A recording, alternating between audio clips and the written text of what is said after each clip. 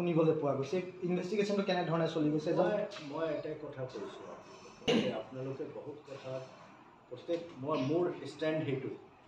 I will tell you about names against whom there is prosecutable evidence. Speculative কথা কৈতো লাভ আপোনালোকে আপোনাৰ কথা কোৱা নাই যিয়ে মিডিয়াৰ মানুহ ক'ৰবাৰ পৰা কিবা নাম আনিছে কিবা আনিছে ক'ৰ পৰা আনিছে মোৰ ক'ব লগা একো নাই কিন্তু from my side instructions to me from Honorable Chief Minister is very clear যিটো মানুহ হওক prosecutable evidence থাকিলে nobody is to be spared.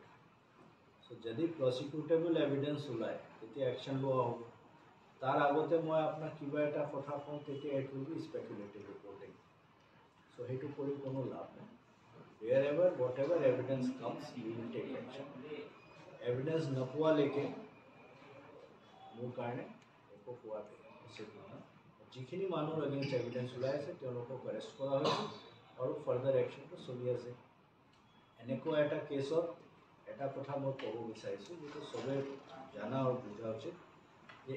সেইটো এনেকুৱা এটা কেছ য'ত অসম পুলিচে নিজে সেইটো কেছ ওলাইছে তাৰপিছত সেইটো কেছত আমি যিখিনি মেইন চেণ্ট্ৰেল এজেঞ্চি আছে তেওঁলোকৰ আমি সহায় লৈছোঁ চ' ইয়াত চেষ্টা কৰিলেও কোনোবা লুকাবলৈ কাৰো স্কোপ নাই চ' যিখিনি মানুহৰ এগেইনষ্ট প্ৰচিকিউটেবল এভিডেঞ্চ ওলাব যিয়ে নহওক অসম পুলিচে ইণ্টাৰপলৰ যোগেদি FBI লগতো যোগাযোগ কৰাৰ কথা কৈছিল সেই ক্ষেত্ৰত কিবা ৰেছপঞ্চ আহিছে নেকি মই আপোনাক কৈছোঁ নহয় আমি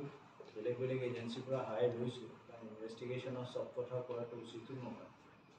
মই আপোনাক কিবা এটা কথা ক'লেতো আজি আপোনাৰতো টিভিত ওলাব চবেই শুনিব একিউজো শুনিব যে আমি কোন কোনটো এজেঞ্চিৰ লগত কি কৰিছোঁ